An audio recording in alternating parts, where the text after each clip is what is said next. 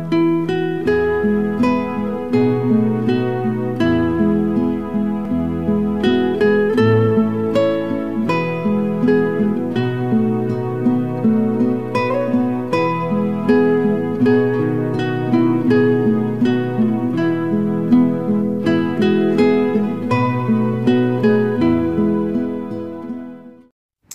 우리에게 주시는 하나님 말씀 요한계시록 12장 13절에서 17절. 요한계시록 12장 13절에서 17절까지 말씀입니다.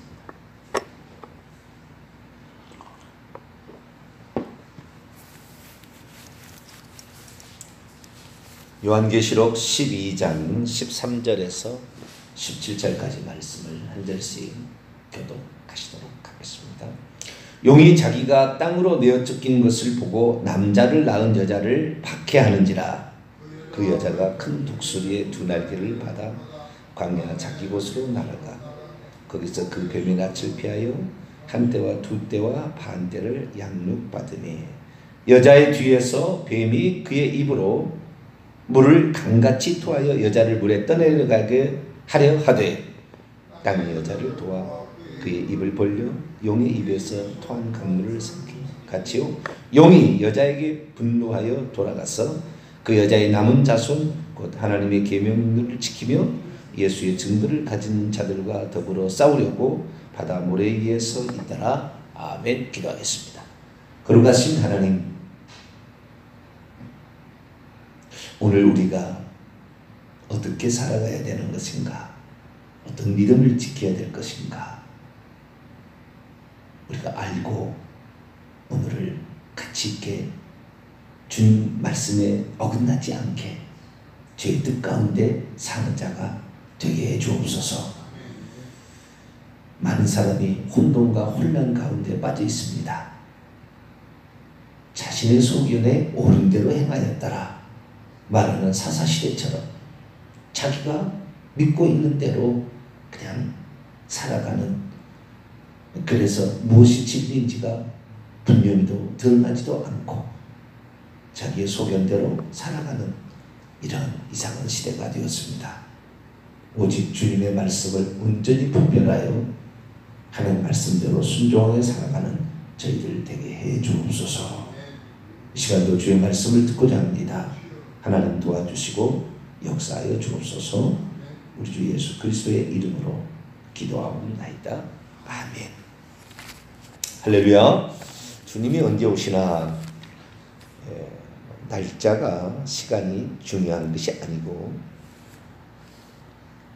그날을 어떻게 준비하고 있는 것인가가 더 중요한 것이, 날짜가 중요한 건 아니다. 언제라도 우리는 주님이 오실 때에 맞이할 준비를 하고 있는 게 중요하다라는 것인데요. 몇 가지 속임수들이 있어요. 종말론자들이. 오늘과 내일에 걸쳐서 제가 좀 얘기를 할 텐데요. 환난을 받지 않을 것이다, 이런 그 주장들이 있어요. 그러니까 진실한 하나님의 성도는 환난 받지 아니하고 훌쩍 올라가게 된다, 휴거가 된다, 그 말이죠. 그리고 믿음이 없는 사람은 남겨져서 7년 동안 환난을 당한다, 이렇게 이제 그 해석하는 거죠. 물론 그 해석에 있어서는 다양한 해석들이 나올 수가 있는데, 환난을 받느냐 안 받느냐, 성경은 예수님 말씀을 기준으로 한다면 마태복음 24장 29절에 그날 환난 후에 주님이 하늘에서 징조가 보일 것이고 큰 나팔 소리와 함께 오신다, 이렇게 마태복음 24장 29절 31절에 그렇게 얘기를 하고 있거든요. 그래서 환난을 받지 아니하고 간다라는 속임수에 넘어가면 안 돼요. 지금 대한민국의 약 70%가 세대주의적 영향 가운데 전천년설을 그 성경적으로 믿고, 그래서 환난 전에 성도들은 휴거되고 믿음이 없는 사람들이 남겨져서 환난을 당하는데, 그때 베리치 666을 표를 받지 아니하고 끝까지 믿음을 지켜야 구원을 얻는다는 식의 해석이 아주 난무하고 있어요. 그런 해석이 아주 난무하고 있는데, 과연 그것이 옳은 것인가?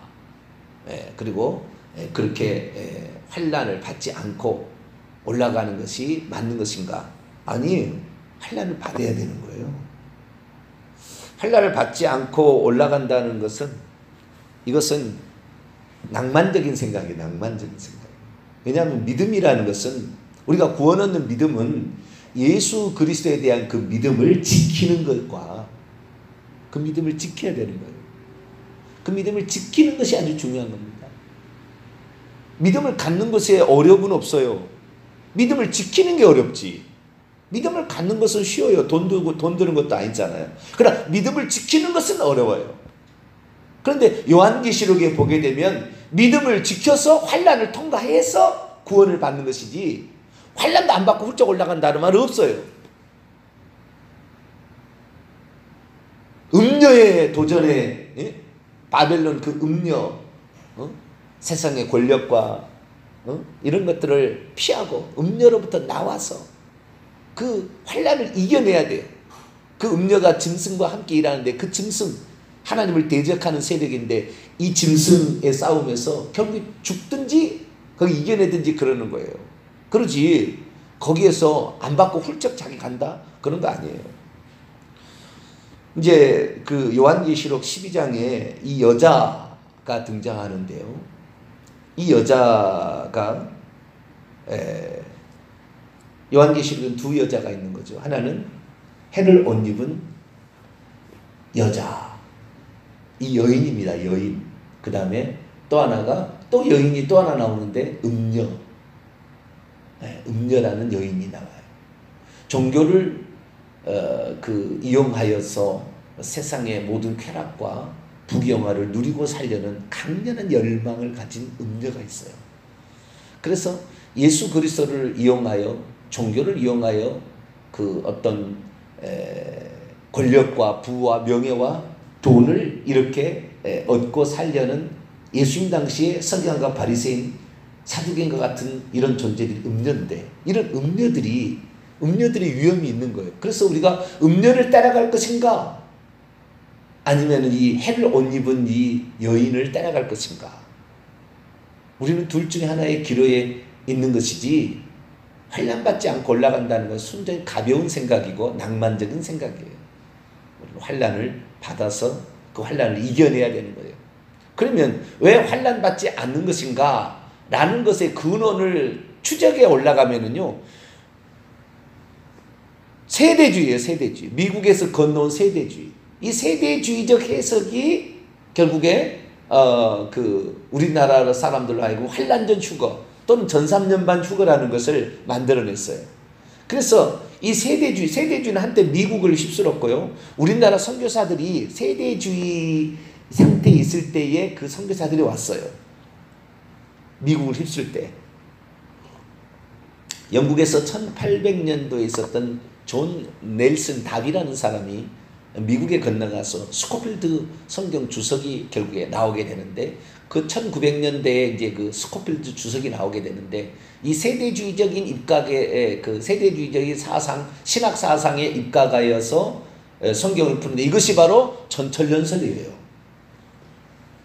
그것을 그대로 베껴가지고 요한계시록 강해를 내서 우리 대한민국 사람을 흔들어 놓은 사람이 조 누구누구 여의도에 있는 그 목사님이에요. 큰 목사님. 은퇴하신.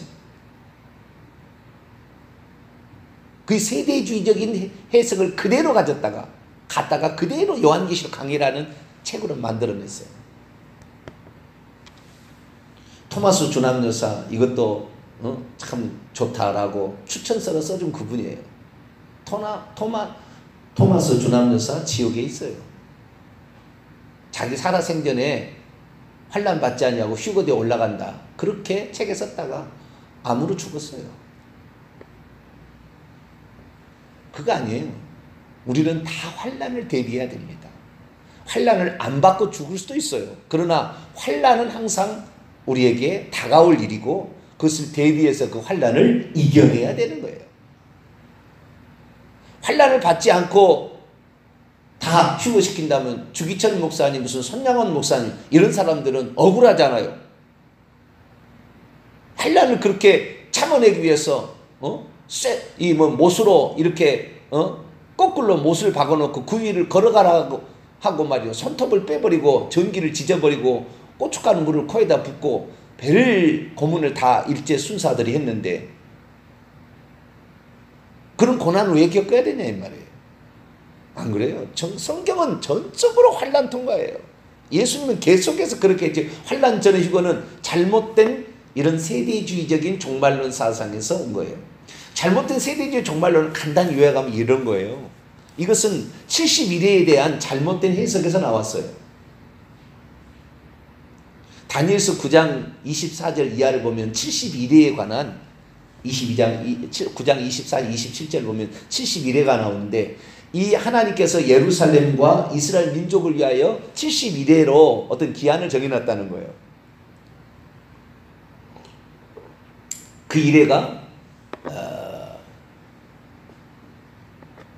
지나가는 이런 마지막 한 이래가 있는데 이 마지막 한 이래에 대한 그 설명을 잘못한 거예요. 그 설명을. 그래가지고 어떻게 설명하냐면 그러니까 그 인류의 역사를 잠깐 보시면은요. 자, 다니엘서 9장을 한번 볼까요?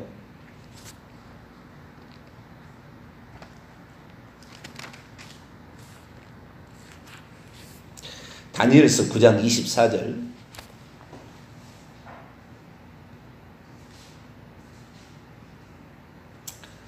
다니엘서 9장 24절. 다니엘이 보는 환상 가운데 나오는 거죠. 내 백성과 내 거룩한 성 이스라엘 민족하고 예루살렘을 위하여 이른 이래로 기한을 정했다는 겁니다. 그래서 허물이 그치게 되고 죄가 끝나게 되고 이른 이래가 끝나면 그렇다는 거예요. 죄악이 용서되는 일이 있다는 거예요. 그래서 영원한 의가 드러나고 환상과 예언이 응하며 지극히 거룩한 이가 기름을 받게 된다는 거예요. 70일에 그 안에 이런 일이 있다는 거예요. 근데 언제부터 그럼 71회가 시작이 되느냐? 25절에 예루살렘을 중건 다시 지으라는 명령 말씀이 있을 때부터 기름 부은 자 곧 지도자 왕이 일어나기까지 이 7이래와 62이래가 지나갈 것이다. 그러니까 7이래하고 62이래면 69이래죠. 그 다음에 한 이래가 남는 거예요. 69이래 안에 예루살렘을 중건한 영이 날 때부터 기름 부음 받은 자가 그 안에 나오게 된다 그 말이에요. 그래서 예루살렘을 중건하는 영의 해석이 세 가지가 있어요. 세 가지가. 그런데 이 기름 부은 자 받은 자가 일어나고 이 기름 부은 받은 자가 26절 보세요. 62이래 7이래 지나고 62이래가 지난 다음에 기름 부음 받은 자가 끊어져 없어질 것이다. 이렇게 얘기하잖아요. 그러니까 7이래하고 62이래를 합친 69이래가 지나게 되면 기름 부은 자가 죽는다는 거예요. 기름 부음 받은 자가 죽는 것이 AD 27년경에 기름 부음을 받고 30년 중반에 결국에 예수님께서 그 십자가에 죽으시잖아요. 그래서 기름 부음 받은 자가 69일에 안에 있고 69일에가 끝나게 되는 날 기름 부음 받은 자가 죽는다. 이게 기름 부음 받은 자가 그리스도라는 뜻이잖아요. 그리스도가 기름 부음을 받고 그리스도가 죽는다는 거 보면은 457년이 맞아요. 시작 예루살렘을 중건하는 영이 아닥사스다운 제7년이에요. BC 457년이죠. 그래서 BC 457년 49년에다가 434년 62일을 합치게 되면 AD 27년이 딱 나와요. 그래서 이 기름 부음 받아가 그 메시아가 기름 부음을 받을 때가 69일에 안에 있고 69일에가 끝난 후에 3년 반 뒤에 한 때와 두 때와 반 때가 지난 다음에 예수님이 십자가에 못 박혀 죽습니다. 그런데 문제는 뭐냐면 여기까지는 대부분 그래도 일치하는 경우도 있고 안 일치하는 경우도 있는데 문제는 뭐냐? 한 일에 관한 거예요. 한 일에. 나머지 한 일에가 있는데 미래주의적 해석을 하는 리베라 신부에 의한 로마 카톨릭이 교황이 적그리스도가 아니라는 것을 사람에게 알리려고 미래의 적그리스도 인물이다. 지금 교황이 아니다. 이렇게 하라고 해서 리베라 신부가 미래주의적인 해석을 냈는데 이 미래주의적인 해석을 존 넬슨 다비가 그대로 베끼는 거예요. 그래서 이것이 미국으로 건너가서 세대주의가 됐고 세대주의 해석이 대한민국에 들어와서 전철연설이 나오기 시작한 거예요. 그런데 그 한 일회가 뭐냐? 한 일회는 69일에 공백기가 있고 69일에 예수님이 쉽게 말해서 죽으신 후에 한 일회가 바로 시작이 돼. 예수님이 기름 부음을 받은 다부터 한 일회가 시작이 돼야 되는데 한 일회를 예수님의 기름 부음으로부터 치는 게 아니라 한 일회는 마지막에 공백기가 많이 있다가 마지막에 적그리스도가 나타날 때 그때 이루어진다. 한 일회는 뛰었다가 이런 식으로 해석을 한 거예요. 이게 잘못된 거죠. 여기시 71회로 기한을 정하는 것이 7일회가 지나고 69일회가 지나고 한 일회가 되어서 71회로 끝난다. 이렇게 되는 건데 이 한 일회를 똑 떼어가지고 저 미래 일로 하는 거예요. 왜? 당시에 교황이 적그리스도로서 하나님을 꼭 음녀와 똑같은 거예요. 세상 권력을 종교를 이용해서 권력을 가지고 자기가 부귀를 탐하고 그렇게 사는 시대니까. 그 한 일회를 그래서 마지막에 적그리스도가 나타나서 이스라엘에게 이 그 평화 조약을 맺고 7년 동안 평화 조약을 맺는데 3년 반이 끝나게 되면 이 평화 조약을 깨뜨리고 이 적그리스도가 그 하나님의 성전에 앉아서 자기를 하나님으로 하면서 우상을 세우고 경배케 하는데 666 베리칩을 쳐가지고 그때는 안 받으면 다 죽인다. 이런 해석의 이제 광상과학 소설을 쓰는데 자우지가 그렇게 만들어 갑니다. 그래서 오늘날은 그것이 진짜인 줄 알고 다 믿고 있어요. 자, 보세요. 그게 맞는 것인지 아닌 것인지를 한번 보도록 하겠습니다. 자, 다니엘서 9장 26절을 볼까요?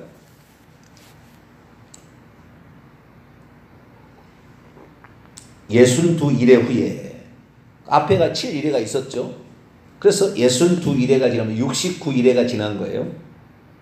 69일회가 지난 그때의 기름 부음 받은 자가 나온다는 거잖아요.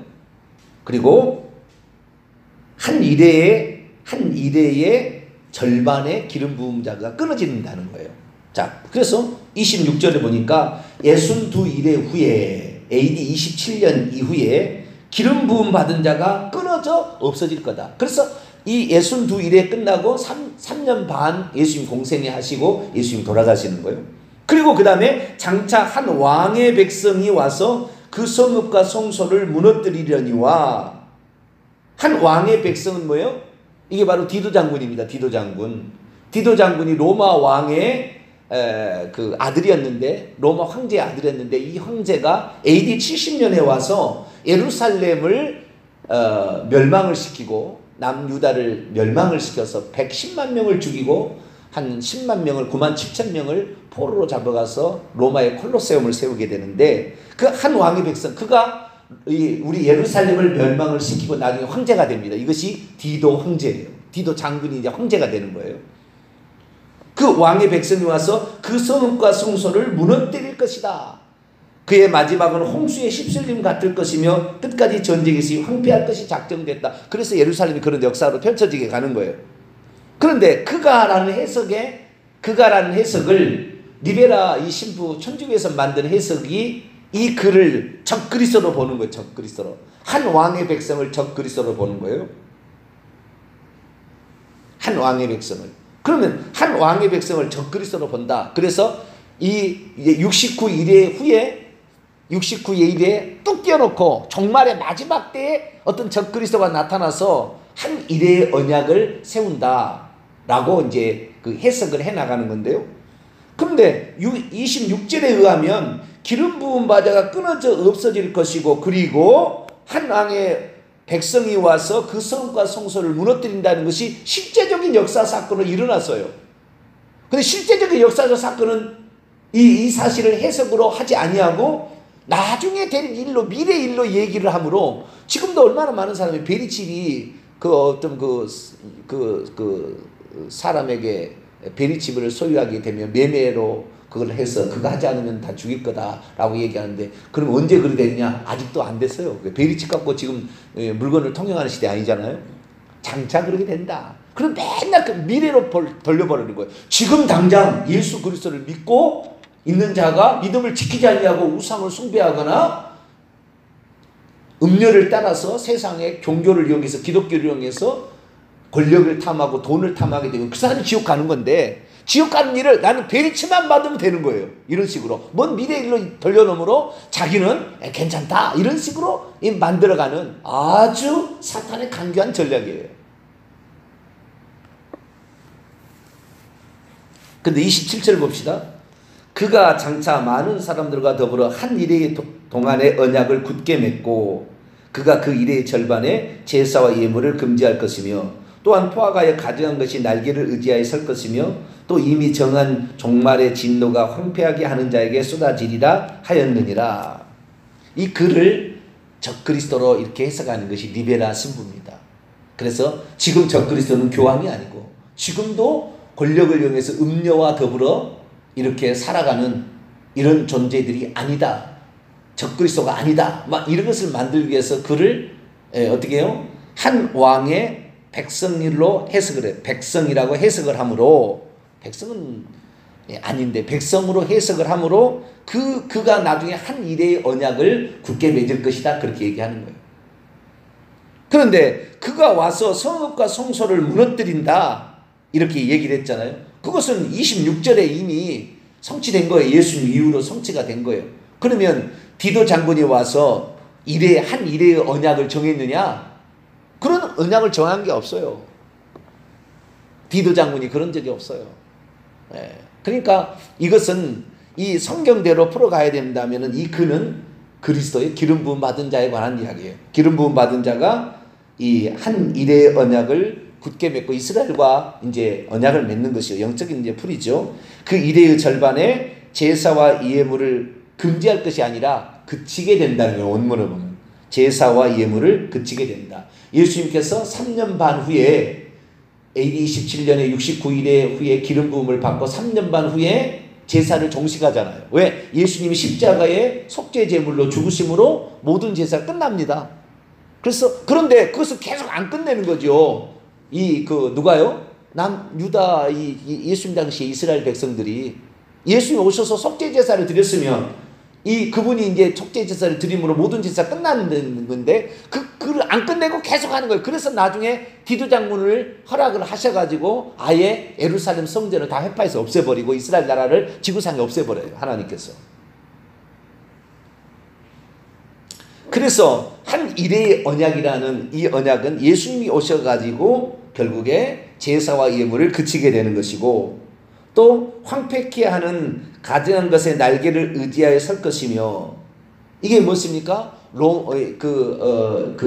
예루살렘에 로마의 빌라도 같은 이런 사람들이 와가지고 결국에 예수 그리스도를 죽이고 지배하게 되는 어떤 상황을 묘사하고 있어요. 그런데 이것을 잘못 해석하는 바람에 어떻게 리베라 신부가 얘기하는 것을 잘못 해석해서 어떻게 나가냐면 7년 대환란이 마지막 시대에 한 이래가 따로 떨어져 있다는 거예요. 중간에 공백기가 있다가 69일의 이후에. 그래가지고 한 이래가 있는데 그 한 이래 동안에 교회 예수 그리스도를 믿는 사람들은 하나님께서 공중으로 은밀하게 휴거를 시켜요. 내일 얘기할게요. 이것은 이제 은밀하게 휴거를 시키고, 교회는 휴거가 되면 나머지는 세상에는 유대인만 남는다는 거예요. 유대인만. 그래서 유대인만 남아가지고 이 유대인들이 드디어 다시 한번 회복이 되고 이스라엘이 회복이 되고, 이 회복이 된 상태에서 자기들을 성전 제사를 할 수 있도록 성전까지 세워준 존재가 나온다는 거예요. 그래서 성전을 세워준 존재가 나오게 되면 그 존재를 메시아로 믿고 따르다가 그 이레의 절반에 제사 예물을 그친다 해서 제사를 못 드리게 하고 자기가 하나님이라고 한다. 성전에 앉아. 그렇게 되면 그가 적그리스도다. 대적하는 자다. 라고 해서 이스라엘 사람들이 적그리스도를 안 따라가고 목숨을 걸고 순교를 해서 구원을 받게 된다라는 것이 세대주의적 해석이에요. 그러니까 이 세대주의 해석을 한번 처음부터 그래 들어버리면 그게 맞는 것으로 알아요.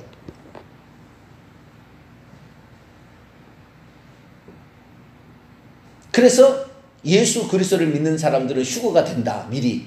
언제 휴거가 되느냐?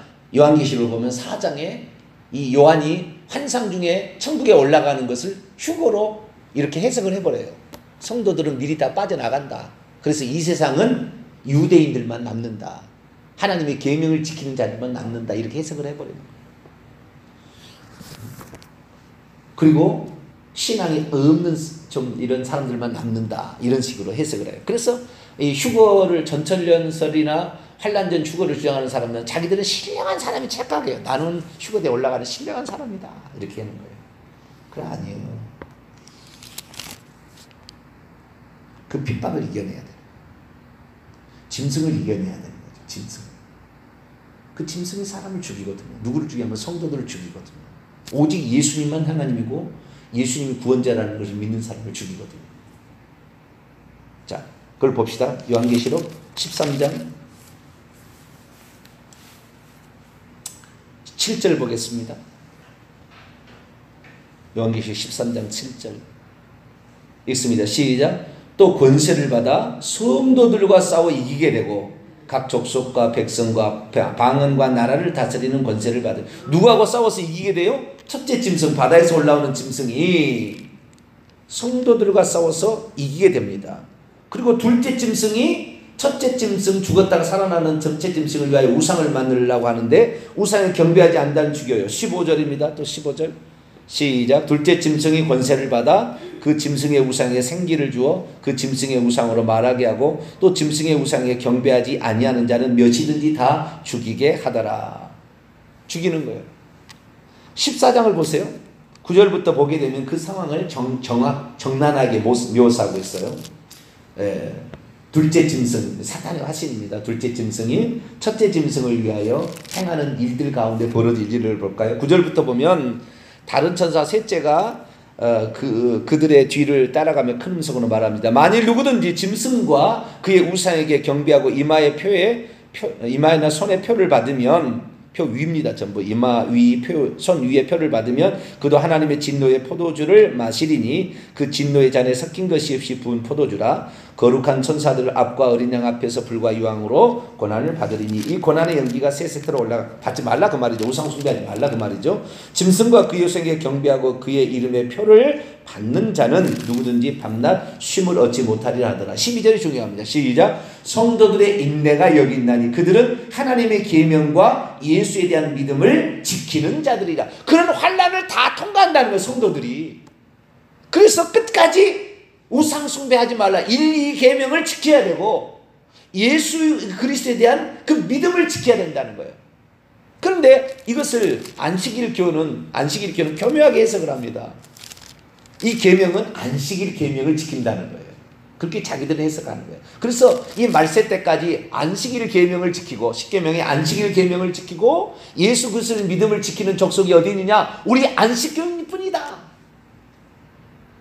저 예수 믿는 사람은 주일을 지키고 개신교회들은 주일을 지키고 예수 믿음을 지킨 자들이기 때문에 성경에서 어긋났다. 우리만이 안식일을 지키고 계명을 지키고 그리고 예수 믿음을 지키니 우리만 참 신자들이다. 그러니까 안식교회 한번 빠지면 못 나오는 거예요. 거기도 좀처럼 못 나와요.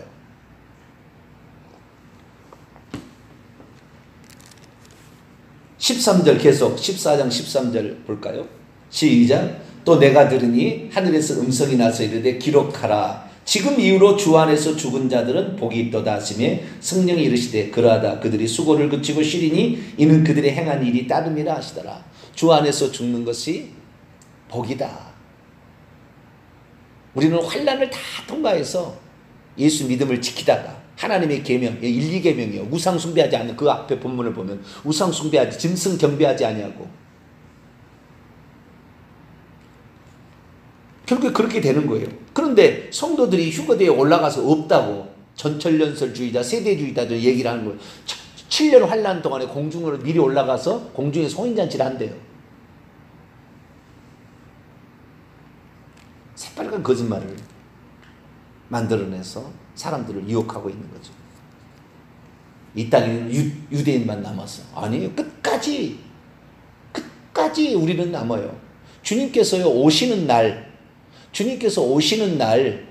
날까지 예수 믿는 사람들은 계속 존재하는 거예요. 그것이 라오디게아 교회, 뜨뜻미지근한 교회고, 그리고 누가복음 21장에 보면 또는 마태복음 24장에 보면 두 여자가 있고 두 남자가 있는데 두 남자가 뭐요?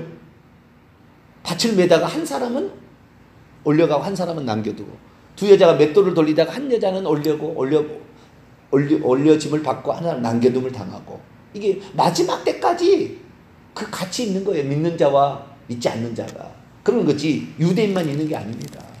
그 속이는 거예요 완전히. 자, 요한계시록 오늘 12장 읽었으니까요.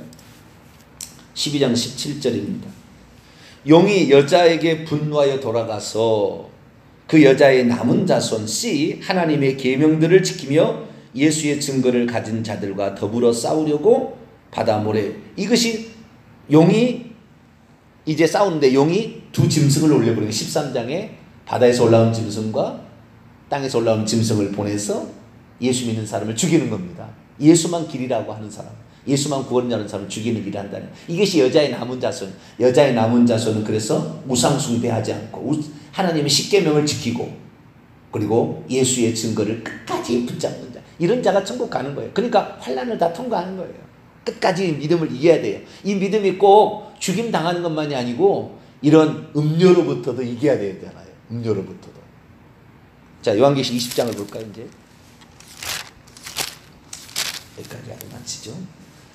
환난을 받지 아니하고 훌쩍 올라간다. 이것의 또 다른 측면, 요것을 말하는 데살로니가 전서 4장, 5장 이런 얘기를 좀 이따 내일 이제 또 해드릴게요.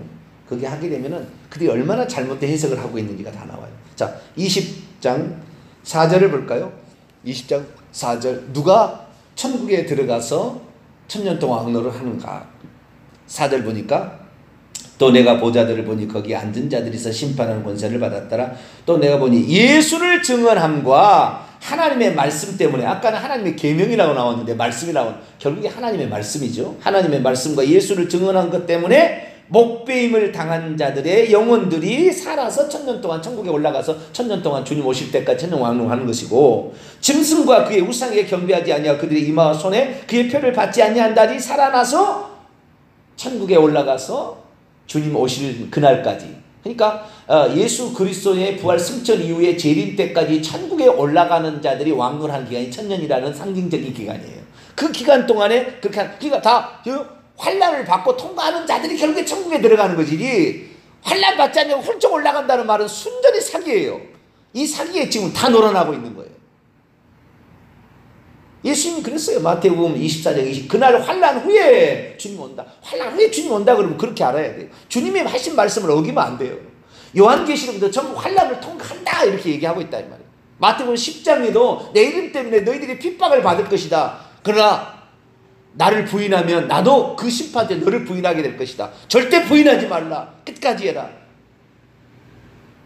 누가복음 21장에 보게 되면은 잡혀가더라도, 공에 잡혀 어디 잡혀가더라도 두려워하지 말라.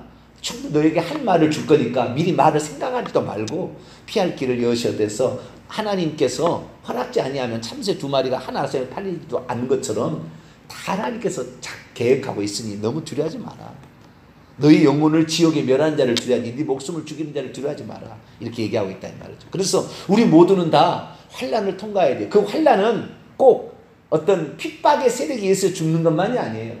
마귀가 그런 방법만 쓰는 게 아니라 호려서 음료를 통하여 우리를 다 속여서 그것을, 우리가 돈을, 세상의 쾌락을, 명예와 권력을 추구하지 않는 것, 이것도 우상이잖아요. 그런데 이것도 우리가 거부하는 것도 환난을 통과하는 거예요. 그래서 우리는 환난을 통과해서 천국 가는 것이지, 환난 받지 아니하고 간다는 것은, 이것은 세대주의, 천주교에서 만든 1800년도까지 없었던 해석이에요. 세대주의 해석은 리베랄 신부가 만들어서 생긴 거예요. 그런데 그걸 지금 우리 대한민국 한 70%가 따라가고 있는 거예요. 속지 말아야 합니다. 우리는 환난 후에 오신다. 그래서 믿음을 지키는 것이다. 기도하겠습니다. 거룩하신 하나님, 환난을 받지 아니하고 간다면 얼마나 좋겠습니까마는, 그러나 이스라엘 민족이 광야에 나와서 그 광야를 통과한 자만 적과 꿀이 가나안 땅에 들어가듯이 교회 생활을 통하여 여러 가지 유혹과 환난과 어려움과 역경 속에서도 믿음을 지키고 하나님만을 섬겨야 되는데 이스라엘 민족 광야에 나와서 송아지 우상 만들고 우상을 섬기고 하나님에 대한 구원자의 하나님을 믿지 못하고 왜 여기를 죽이려 하며 원망 불평했더니 광야에 다 엎드려져 죽었습니다. 우리 또한 전적인 하나님의 은혜로 예수 그리스도를 믿어서 교회 생활을 하고 있지만 우리를 핍박하는 사람을 이겨내지 못하고 세상의 유혹을 이겨내지 못한다면 우리 또한 천국에 못 들어갈 것이 확실하지 않겠습니까? 주님, 우리가 어떠한 상황에 처한다 할지라도 예수 그리스도만을 붙잡고 환난도 이겨내고 예수 그리스도의 믿음도 끝까지 지켜내어서 꼭 구원 얻고 천국 들어가는 우리 모두가 되게 해 주옵소서. 우리 주 예수 그리스도의 이름으로 기도하옵나이다. 아멘. 하늘에 계신 우리 아버지의 이름을 거룩하게 하시며 아버지의 나라가 오게 하시며 아버지의 뜻이 하늘에서와 같이 땅에서도 이루어지게 하소서. 오늘 우리에게 일용할 양식을 주시고 우리가 우리에게 잘못한 사람을 용서해 준 것 같이 우리 죄를 용서하여 주시고 우리를 시험에 빠지지 않게 하시고 악에서 구하소서. 나라와 권능과 영광이 영원히 아버지의 것입니다. 아멘.